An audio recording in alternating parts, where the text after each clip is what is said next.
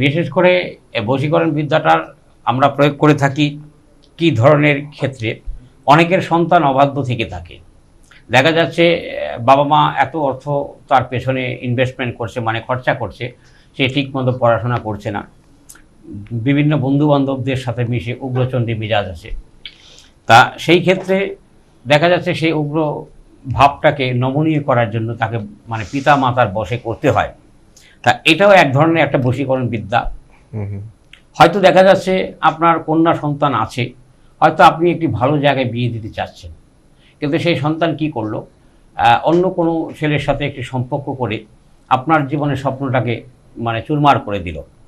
তা সেই ক্ষেত্রে সেই জায়গা থেকে সেই মেয়েটাকে বের করে নিয়ে আসে, সেইটাকে বশ করে দিয়ে বাবা মার পক্ষে কর্মটা করিয়ে দিই, সে যেন সুস্থ জায়গায় এবং ভালোভাবে জীবনযাপন করতে পারে। এটাও এক ধরনের বশীকরণ বিদ্যা আছে। আবার দেখা যাচ্ছে আপনার চারিদিক দিয়ে মানুষরা আপনার প্রতি শত্রুতামির অবস্থাতে খুব শত্রুতামি করছে, যেটাকে শত্রু দমন বশীকরণ আমরা বলে থাকি। সে গুপ্ত শত্রু যোগ থেকে থাকে, সেই ক্ষেত্রে আপনার জীবনে ডেভেলপমেন্ট করতে পারছেন না, সেটাকে বশ করে থাকি।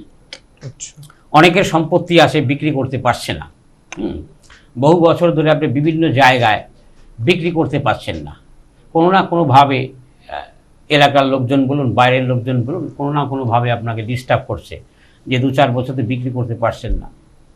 তা এই সম্পত্তির ল্যান্ডিংয়ের ক্ষেত্রে এক ধরনের একটা বশীকরণ আছে, যেটা আমার ব্যক্তিগত জীবনে যেটা ছিল। আমারও ল্যান্ড ছিল, আমার কিছু একটা সমস্যা ছিল, বিক্রি করতে হবে, মানে ভ্যাকেট ল্যান্ড আর কি। বাধ্যতামূলক আমাকেও সেই সম্পত্তিকে বশ করতে হয়ে তারপরে কাস্টমার এসে যেন সেটা কিনে নিয়ে যায়।